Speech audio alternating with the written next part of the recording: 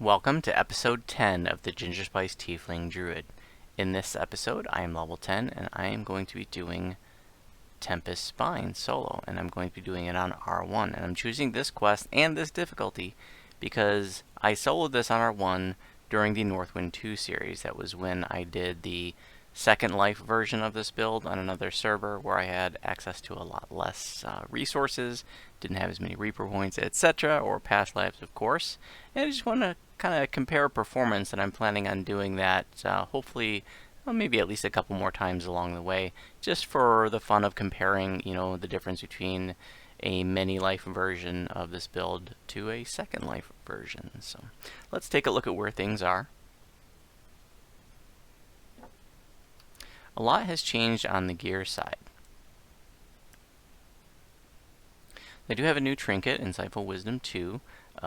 This is level 10, the first level in which you can get that extra Insightful slot on your Caneth Crafted gear, so that's a pretty big deal.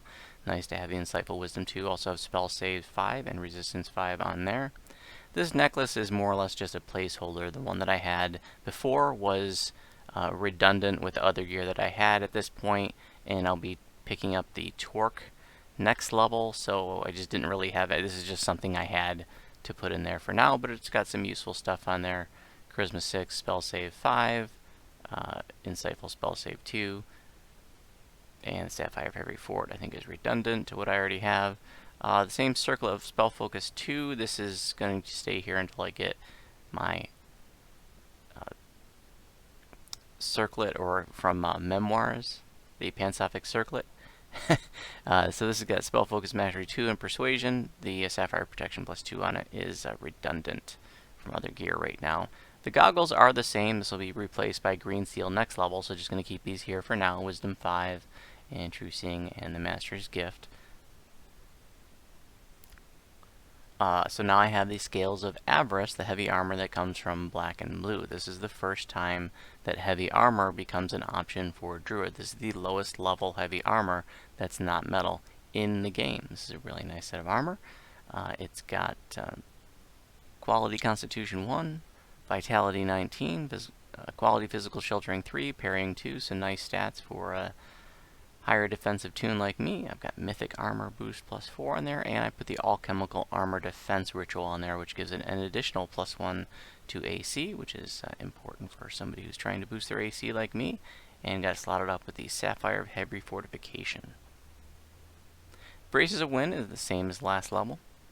This is a new crafted ring. I got Poison Resistance 21, Insightful Constitution 2, Constitution 6, and False Life Sapphire in the green slot. The poison resistance is not something that you probably ought to go out of your way for, but if you just have, the extra space and you're looking for something to put there, that can be valuable in Reaper mode, because some of these champions are doing some pretty nasty poison dots, so that can help mitigate some of that damage. Poison damage can be tough to mitigate, so that's helpful. The boots are new, Caneth Crafted, Insightful Spell Sight 6, Dexterity 6, and Sheltering 14, slotted up with Fear Immunity, although as a Tiefling, I believe that I am immune to Fear already, so that would be redundant. Got the Blur Finger Gloves. This comes out of Into the Mists. It's got the Quick Draw feat. I feel like that does something for spellcasters, a little something, like it makes you able to switch from spellcasting to swinging your weapon a little bit faster, but I'm not really sure. It's not a big deal. In any event, the reason why I have this, the big reason is it has a lesser displacement, which is a 25% miss chance that's always on. Really nice. I still use Scrolls of Displacement, but this is nice to have this on all the time. It's also got Efficient Meta Magic Maximize 1 there, some nice spell point savings. Mystic Diversion, which reduces threat generated from spell damage, is actually counterproductive to what I'm going for as a tankier tune. I'm trying to grab the aggro of mobs, not not try to decrease the threat I'm generating, but it's just 9%, so it's not really a big deal to use this during heroics. And I have it slotted up with Diamond Strength plus 2 just to have a little bit of strength, so I'm not getting encumbered so easily. Here I have Charisma 6 on the ring, Glaciation 77, Insightful Magical Sheltering 6, slotted up with Blindness immunity. I have the Thrumming Spark Cord here. This comes out of Wrath of the Earth.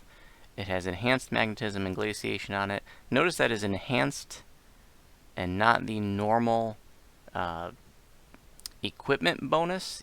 Like you see, it says Glaciation 77 plus 77 equipment bonus to cold spell power. Your equipment bonus is sort of your standard bonus to spell power. There are actually very, very few items in the game that give an enhancement bonus to spell power, and this is one of them.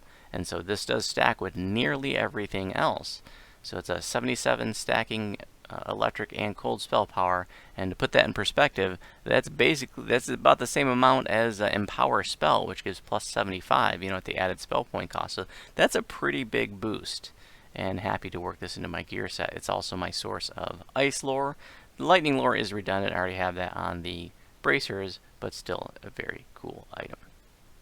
Slotted up with Master's Gift. That's redundant, but as gear moves around, sometimes there are redundancies as you're leveling up. Not a big deal.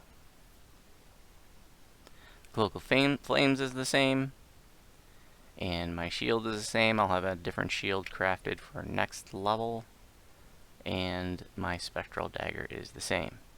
I do have my wolf out, so let's mention him. You can see some numbers here.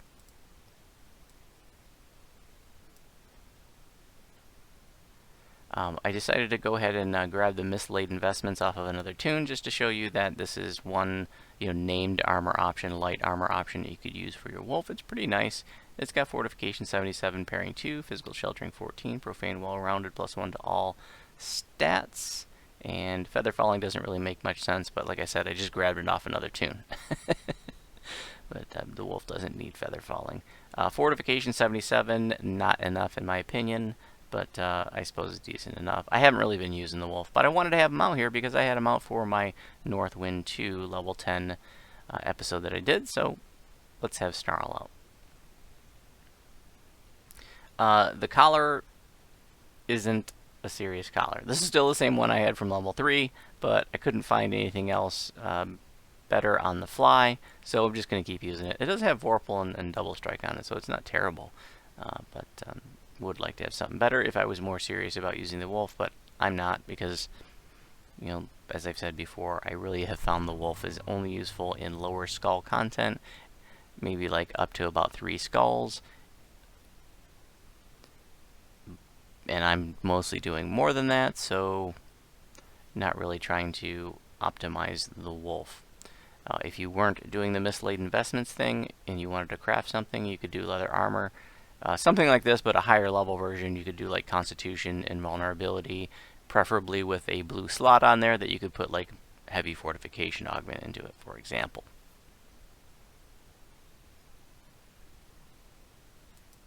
Okay, on the enhancements, just showing you that I picked up Cunning Wolf 4. Remember, you want to use enhancements that decrease the hate generated by your wolf. You're not trying to have your wolf get aggro. You're trying to keep the aggro away from them. If you take the abilities that increase your wolf's hate and he draws extra attention, then he's just gonna more likely to get smashed.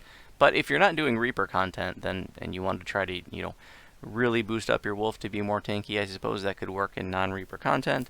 I don't think that would be too successful in epics though, unless you were doing like just maybe like epic normals or hards or something. I also got Wolf Instincts 4. Increases save and traps. Lupine Onslaught, a little extra attack speed. Raging Wolf, Striding 3, so he runs faster, and Wolfpack Bite 3, so he does a little bit more damage. Alright, spells. I got an extra level 5 spell. I picked up Cure Critical Wounds, so I have a even bigger emergency heal when I need it. And then I picked up Lesser Vigor Mass here. If I'm fighting in a group, I can throw that. It hits all the melees around me. And since I didn't need Cure Serious Wounds anymore, since I have Cure Critical, I decided to go ahead and pick up Enveloping Swarm. This is a spell that was changed in Update 38. So if you're not familiar with the changes, this used to be a basically useless spell. It used to be a buff that just put like a little swarm of bees around you and then mobs that attacked you or maybe it's when you attack mobs. It's just like literally 1 or 2 extra damage. In the Reaper mode, it was like 0. But this is totally changed. It is now a dot. It is an acid dot, and it's pretty cool. And I actually have that as the same button. I talked before about how similar spells, or like, you know, the SLA and the non-SLA, I'll have as the same button. Like, for example, I have the Call Lightning SLA is number pad 6, and the regular version is control number pad 6. Well, for my Creeping Cold, I have it as number pad 5, and then for Enveloping Swarm, I have as alt number pad 5.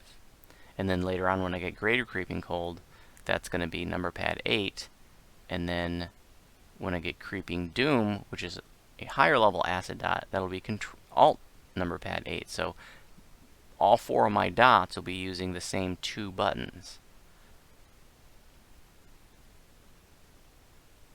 I think that's all to mention on spells. Nothing new to mention on the feats, and the skills, there's nothing that needs to be mentioned there. It's just I'm going to keep maxing out, you know, balance, concentration, heal, intimidate, spellcraft, use magic device.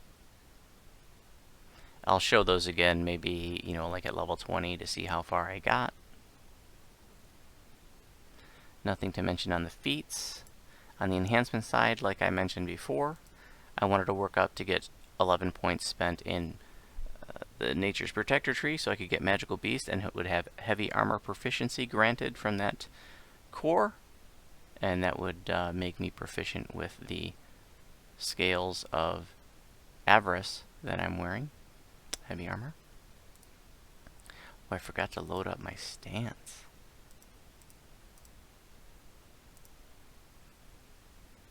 Nature's Defense.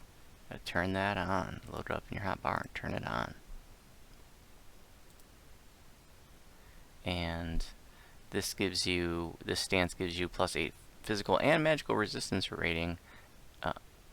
And this stance does not conflict in any way with your spellcasting ability, so there is absolutely no reason not to run with it. And then you can get some abilities that improve your Nature's Defense stance, like right here in this line. So here I've got 12 extra PRR and MRR when I'm in that stance, so that's really, really nice. And then later on, I'm going to get +3 to saves while I'm in that stance as well. I also picked up +4 to natural armor, and I'll improve that to +6 when I get another point or so. I did forget that I had Obscuring Darkness in the last, at least the last 2 or 3 episodes. Totally forgot to use that. I'm not even sure if that would be beneficial to use that when I'm throwing Sleet Storm. They seem like they might be redundant, but maybe they do provide separate miss chances. I'm not sure, but I did have to dump some points that I had spent over here in the Tiefling tree to pick up the points that I needed over here to get up to Magical Beast. So I took out Incineration and the Obscuring Darkness. And I'll definitely be picking up Incineration later. Maybe the Obscuring Darkness, I'm not sure at this point. Just a reminder, the Inquisitive point that I have spent here is just because I have that universal action point tome, so that's basically a free point. So I'm not going out of my way for that. It's just I have a point to spend in my universal trees, and this gives me a point of Intimidate. Okay, I haven't run any quests since the last episode, so I don't have any quests to go over with you, so let's go ahead and do Tempest Spine.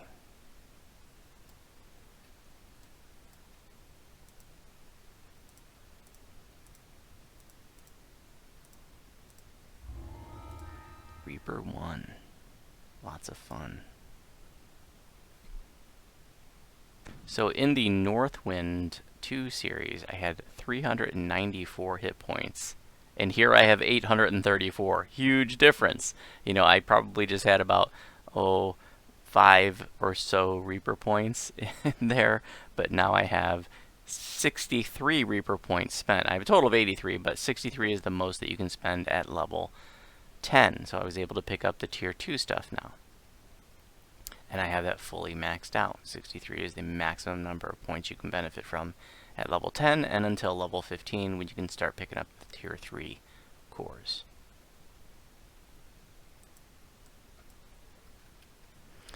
I also had 902 spell points in the Northwind 2 episode where I did this, so not much more here. I did have a much bigger spell point item in Northwind because, the low lifer, where I felt like I really needed the extra spell points. On this tune, I didn't feel like I needed to go out of my way to get a bunch of extra spell points. Let's go ahead and give Snarl a few buffs here. Doesn't cost me anything to give him a GH and a stone skin and a spell resistance, because I got that on scrolls and wands. And let's go. Let's do the Yugo pot, a Reaper. I think Creeping Cold will finish that Reaper off.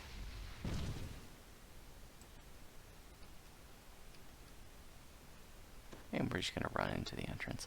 So I'm going to go ahead and do the whole run. Not going to do a shortcut because that's what I did in the Northwind 2 series. It took me 40 minutes to solo it on that tune, and I remember going into it, I was very skeptical about whether or not I could solo R1 Tempest Spine on the second lifer. But it actually was a lot easier than I thought it was going to be. I don't think I'm going to have any problems doing it on this tune. I'm really just more curious about how much faster can I do it on the mini lifer versus the second lifer.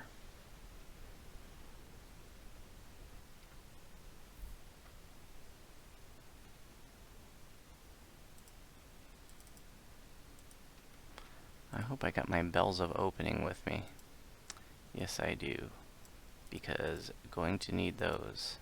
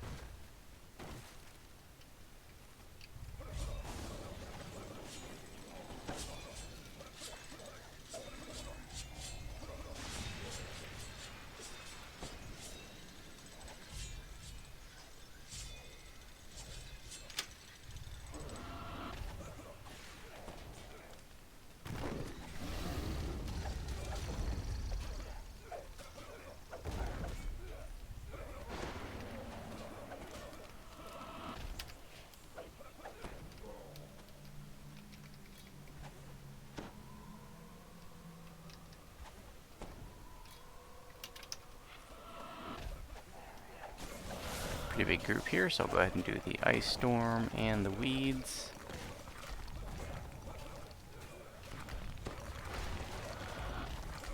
Make sure we don't let that priest linger. Alright. And all my buffs have been dispelled. And Famine Reaper, that means put on our Pale Lavender Ioun Stone. As soon as you see a Famine Reaper, you want to put on your Spell Absorption. Famine Reapers are the deadliest Reapers in Heroics for sure. And if you put on your Spell Absorption, then they're no big deal. They're basically nullified. They can still slap you, but most of the time they're casting spells.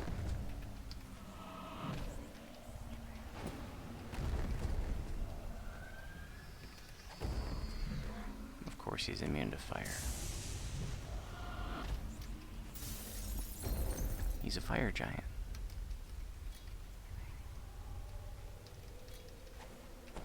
I'll go ahead and put shield on me, and I guess I'll just throw all the buffs back on me.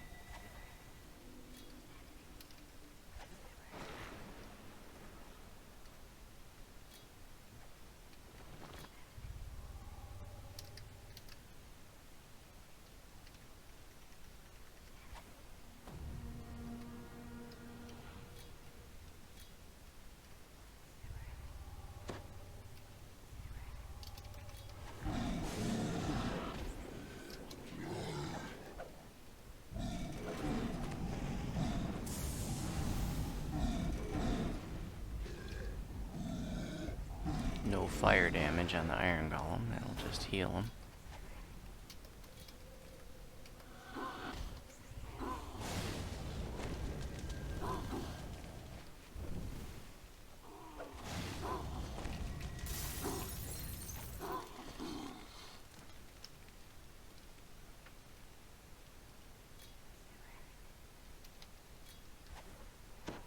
Alright, just so we don't have any accidents, I'm going to go ahead and park the wolf here.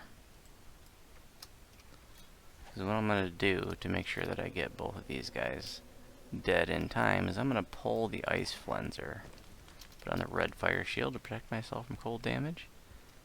And if I got any trash mobs, I'll just get those out of the way.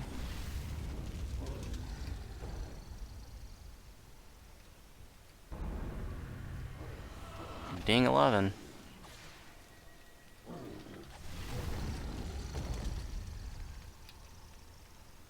I'm going to drag the ice flenser down. And once I get him back to the intersection where Snarl is, I'm going to go ahead and kill him. And then I'm going to race down to fire and kill fire as fast as possible. Yep. I'm going to put on the blue fire shield to protect me from fire damage. I'm going to put on my Reaper power boost for spell power, extra spell power. Call lightning, creeping cold, that should finish him up. I can watch his health in my focus orb here, and he's dead. Good to go. Dragging everything back.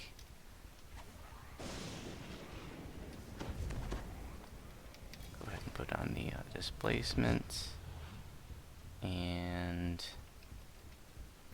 we'll do Ice Storm, Sleet Storm. We'll put some weeds down, and we'll tell Snarl that he can go ahead and start attacking again.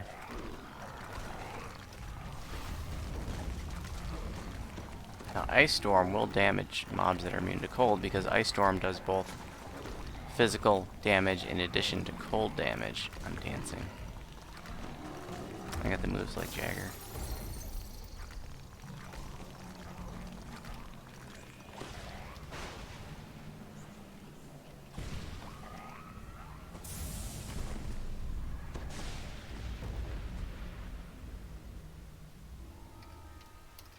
Grab my little rune. And my little treasure.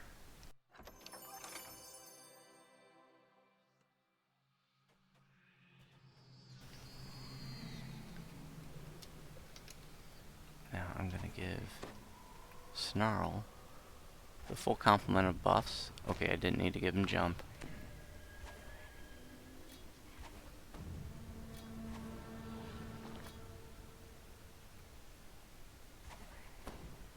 And then I'm going to rest. This would be a good time to bring out a summons too. Why not? It's free, right? Because we're just going to get our mana back right now. So let's go ahead and give the summons a bunch of buffs.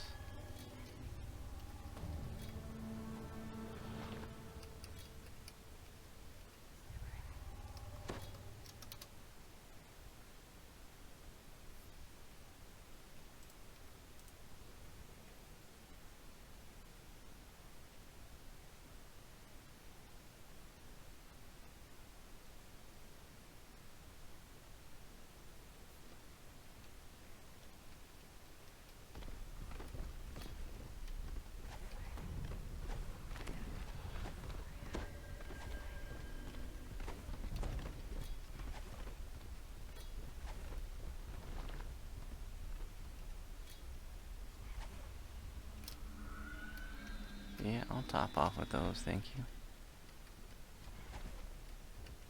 And I'll fail the GH scroll 3 times. No, thank you. But like I said last episode, it's such a great buff that it's worth failing it a few times. Or 5 times, like I just did. Jeez, oh Pete.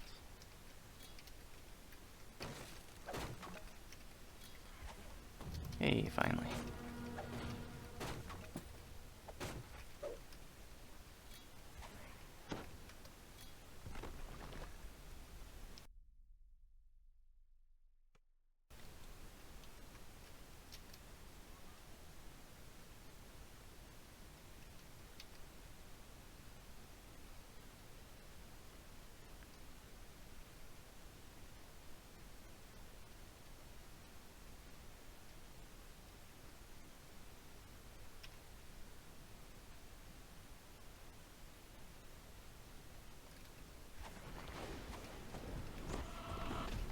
So I hit one with the SLA of Creeping Cold, the other with the regular version that I have unmaximized and unempowered, just for a cheapie to throw if I want to throw multiples without waiting for the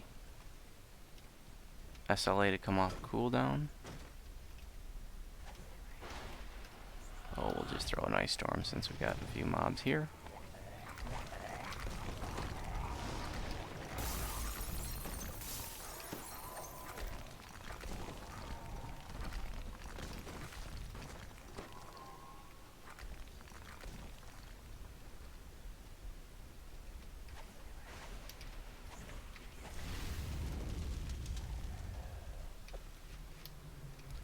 Lost Soul Yoink.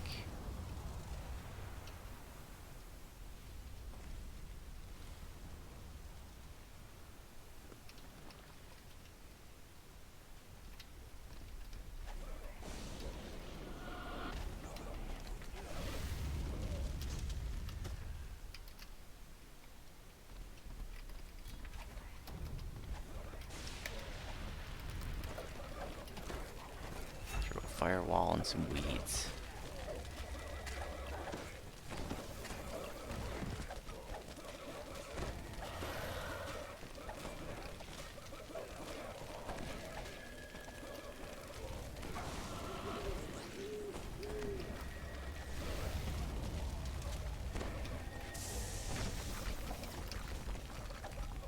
Use the regular Call Lightning there. I wanted to get rid of that priest quickly.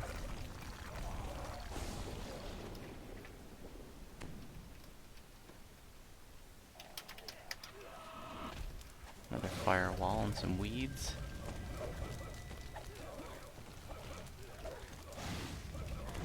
Let's get rid of that death priest. I bet he wants to kill us. Why can't I target him?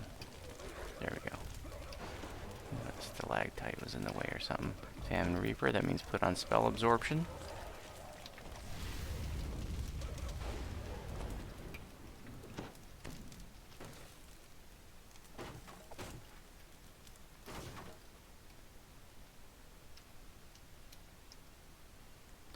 Oh, should I shrine?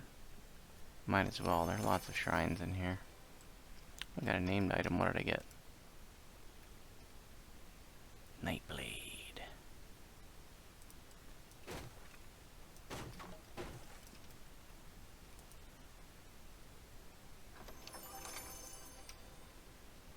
Yeah, I'll go ahead and buff up Snarl. I'm not going to give him jump this time.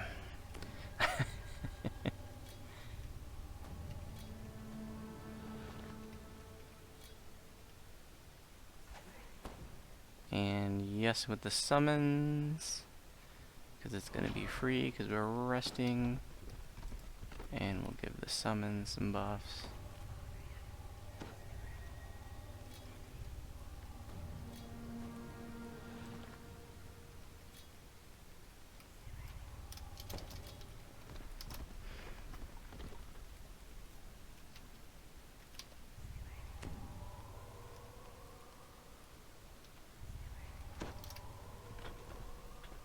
Top myself off with hit points. Well, the resting will top me off. That got me close enough.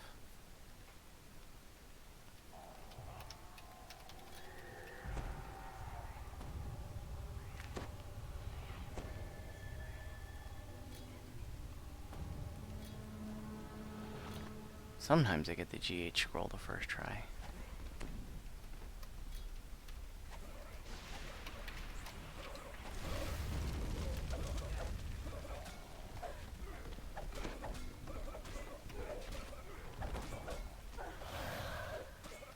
Just got knocked down from our Autumn Winds enhancement.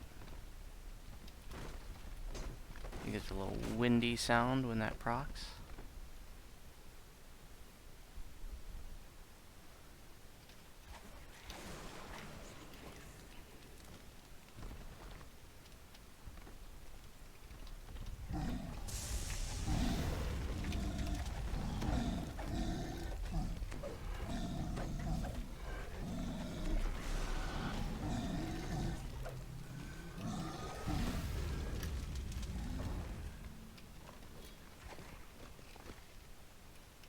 Now my wolf has a curse, so I can just target him and then use a curse pot and it gets rid of it.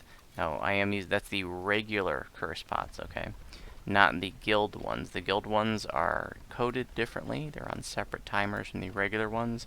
You cannot target others with the guild potions, but you can target others with regular potions.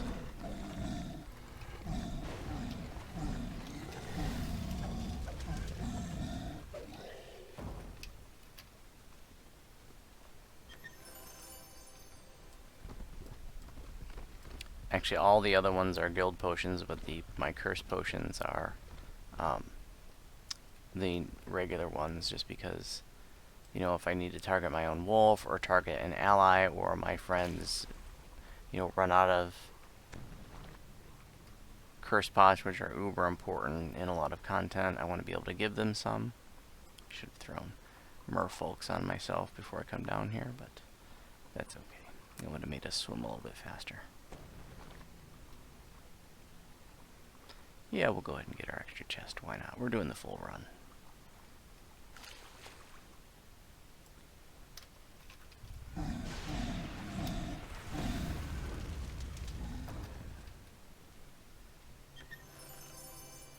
We'll do it now. And we'll top off Snarl.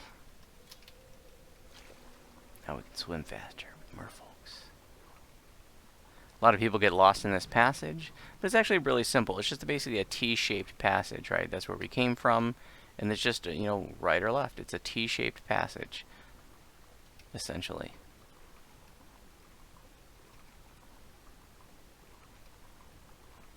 You know, it can get a little confusing because you're going through the ceiling and stuff, and you know, you get turned around, and you're like, what's this up there? That's just so you can get some fresh air. And we're out. No big deal. Don't get lost and don't drown.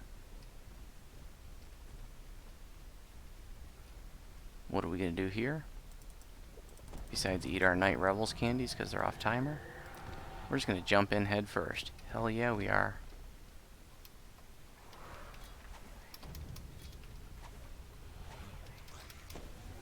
Sleet storm, ice storm, weeds. All of it. Because we knew it was going to be a big fight, right?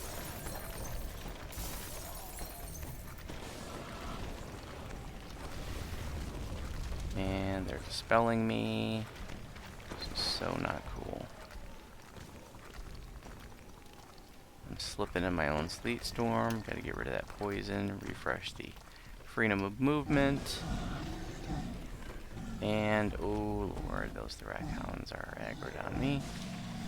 I didn't want that. Come back for that chest. Take care of these Thorac Hounds. I put on spell absorption.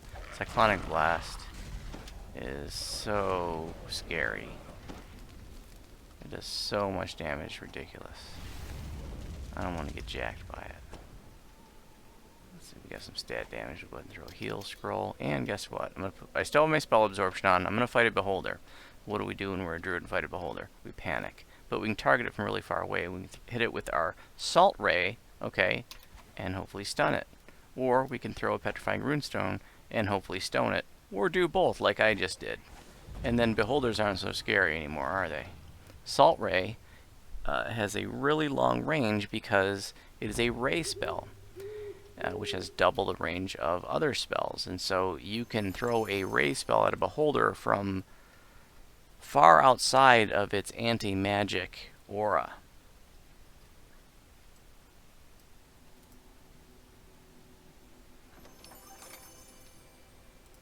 Rune number 2. We'll buff up Snarl. Okay.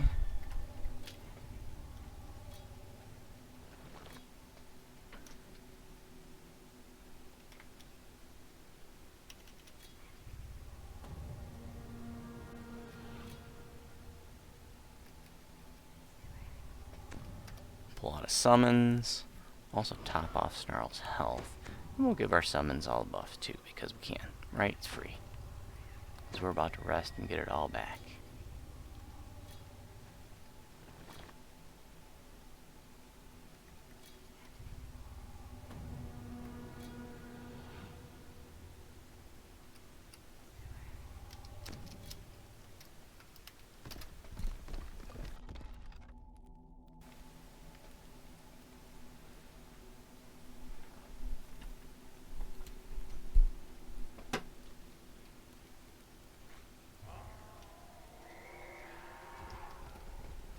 I just heard Snarl rage on his own. He's all grown up.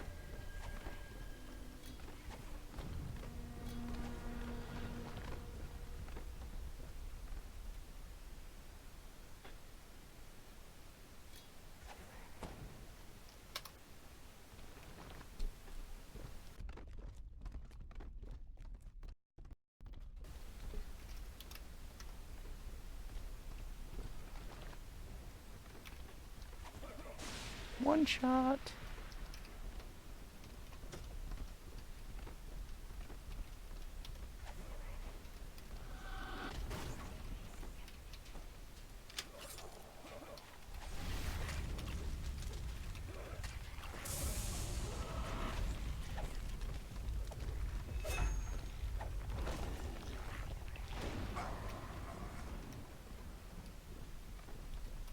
Remember, we want to focus on our SLAs to conserve mana. So most of the Call Lightnings that you're seeing me throw are the SLA. I'm only throwing the regular version in urgent situations. You know, or it may be an Ice Storm when there's a lot of mobs. Use the Bell of Opening on that. But I'm not throwing, you don't see me throwing Ice Storms constantly, right? Because that's just going to get too expensive.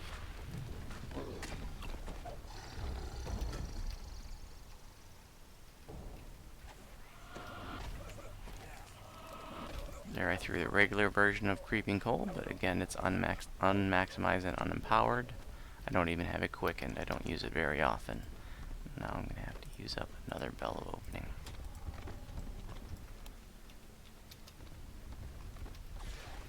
Okay, we'll go ahead and throw an Ice Storm and a Sleet Storm and some Weeds too, except they dance me, so I'm going to use my Harper Pin to get me out of that dancing. I don't want to be dancing when there's a whole bunch of mobs around me, right? Don't need them freaking on me.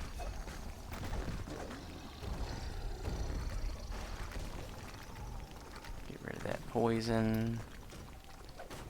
Take our aggression out on some boxes and barrels. And then we hope we have enough intelligence to hit this rune. I mean, enough strength to hit this lever. Oh crap. I don't have enough strength to hit the lever. What do we do? Panic? No. Our wolf is strong. So you just target the lever and tell him to pull it. Bam.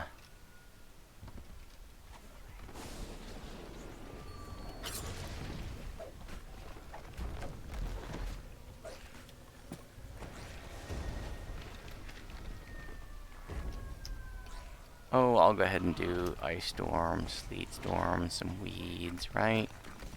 So we're going to have Rust Monsters and this stupid Wizard Scar over here. We can swing our weapon at the Rust Monster because our weapon's made of force. Rust Monsters aren't going to hurt a force weapon. Our shield is wood. Our armor is made out of dragon scale, so there's not really much for a Rust Monster to damage on me.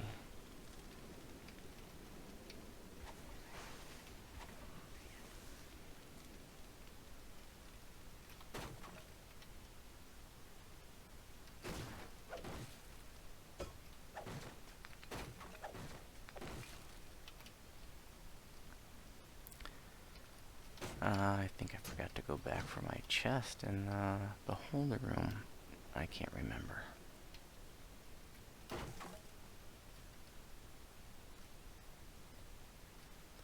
So I'll go ahead and give all the buffs to Snarl. I'm not going to bother with the summons.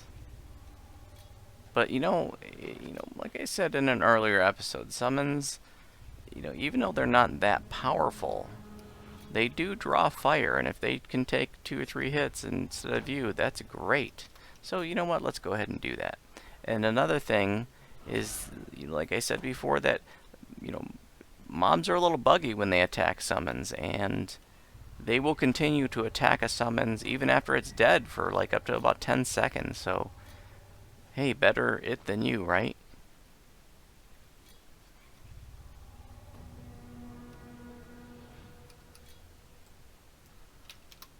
that's enough. Let's go ahead and top off Snarl, and we're going to rest. Now I'm going to show you something here.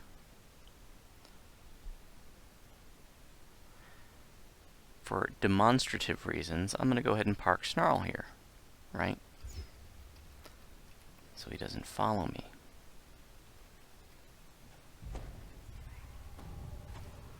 Oh, by the way, I have level 10 wands of shield now. You can't buy those at vendors, but you know, you can find those pretty commonly actually in chests. So I have a stash of those, and I actually told my guildies that I like them, and they send them to me. That's very nice of them.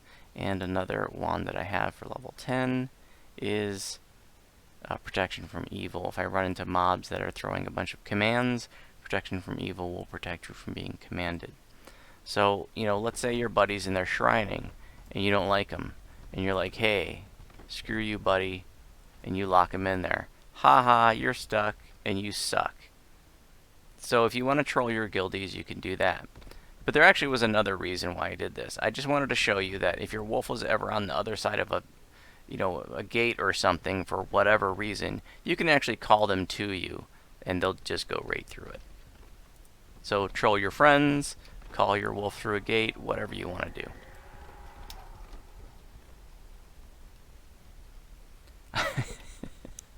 See all the useful things you learn watching these videos?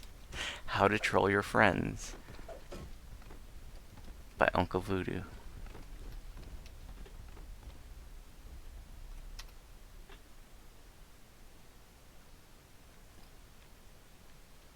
Bridge to the inevitable. Sounds ominous, doesn't it? Oh no, what am I gonna do? Those are nasty, and we don't have a trapper. I'm just gonna tell the wolf to go get those levers, and hopefully he survives. One lever done. Target the lever, hit the gears. Yeah, we got those enhancements to increase his saves and traps, so no problem, right?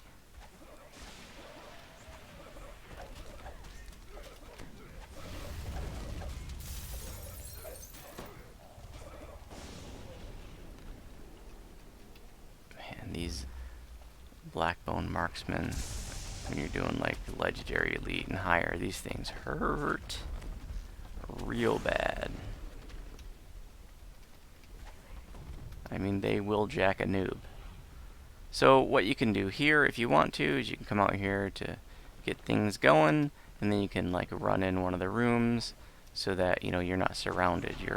You're controlling the flow of the mobs, right? The mobs are all coming in from that door. I'm not surrounded. I said the mobs are all coming in from that door. Here they start to come. Or not. That guy's running back across the hall. These mobs are a little bit confused. Come here so I can kill you. That's what you're here for.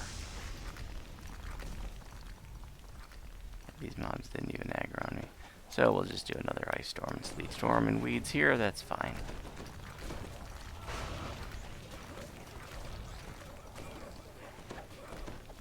They dispelled my freedom. Gonna recast that on myself.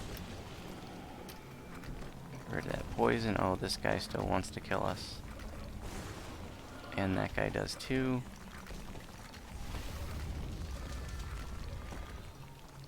And they dispelled my freedom again. What a bunch of jerks.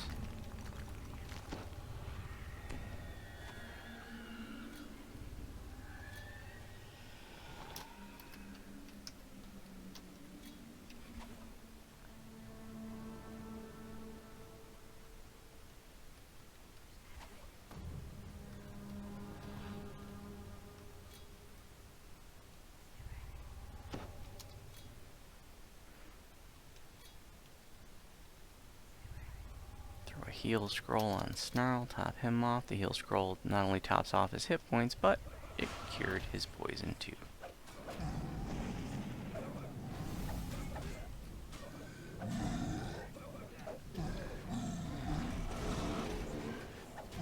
Sticking to Call Lightning and Creeping Cold for the Iron Golem. No Produce Flame or Scorch, because that's just going to heal him.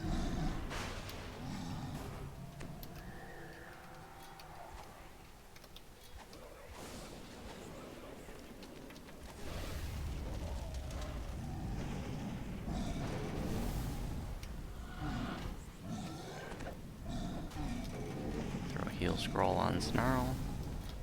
Tops him off, gets rid of his poison.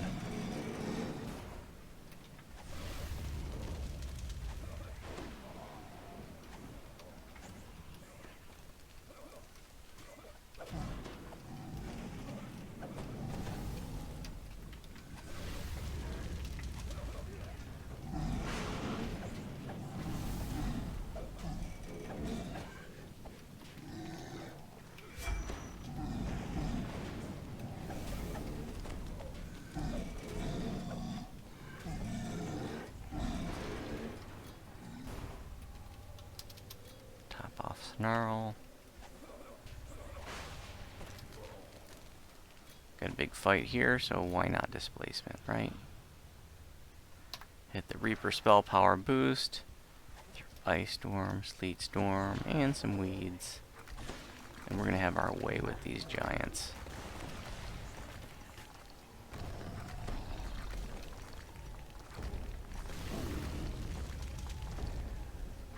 Oh look, Snarl's dancing. Bridge to the inevitable. This is the inevitable.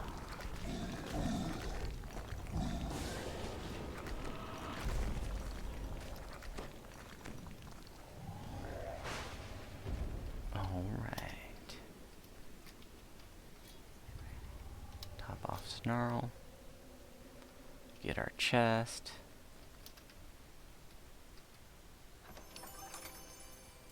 Ha!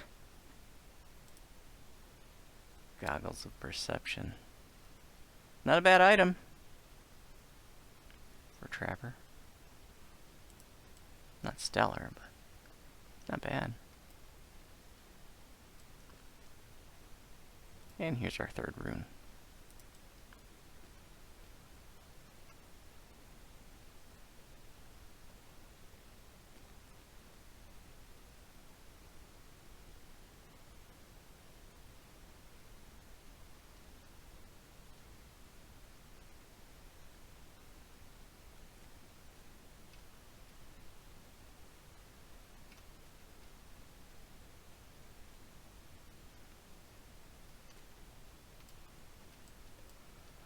Okay, yeah, let's go ahead and do the summons thing again. All we have is an end fight left. Well, and a beholder.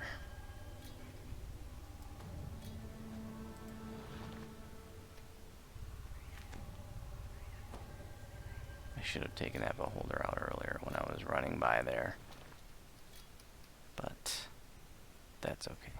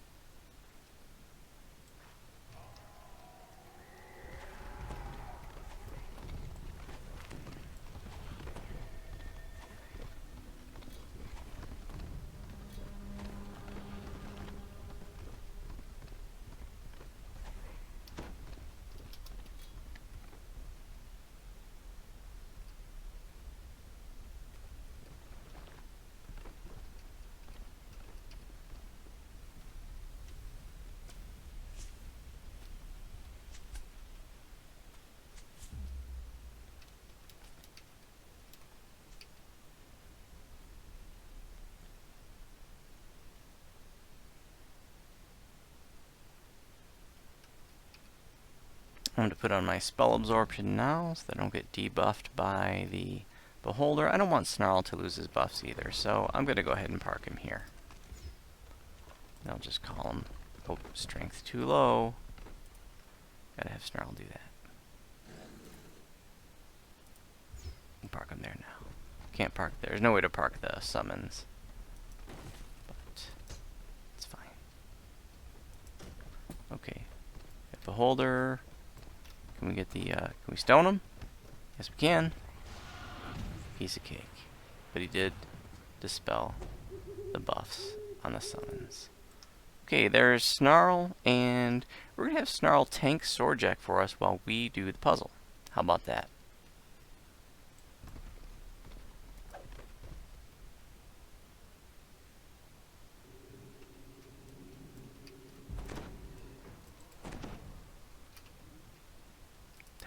Axe Swordjack, and then the Ice Flenser can die in a fire. And Snarls all over that giant. Keep an eye on his health.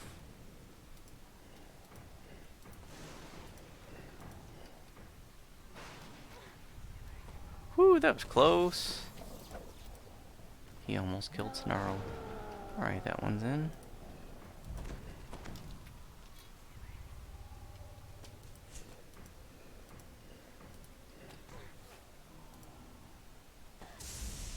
Got interrupted there. Alright, that one's in. Putting the runes in the urns. Got interrupted. And they're all in. Hit my Reaper spell power boost. Want to heal Snarl there. And now we can unload on Swordjack and kill him for the umpteenth time. I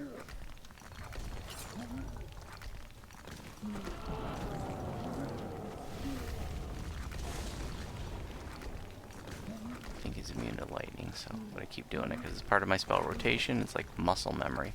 See, I was standing right there against the wall because when he tries to throw you, if you're standing here, he typically just throws you upward instead of off the mountain. I just got knocked down. Do another Ice Storm. We'll heal Snarl. Fire him up a little bit there. Yep. And he's dead. How long did that take us? 39 minutes. That's the same completion time pretty much as on Northwind 2. That surprised me. I thought it would do it a lot faster. Well, it was easy enough. I thought I'd do it at least 10 minutes faster. That really surprised me.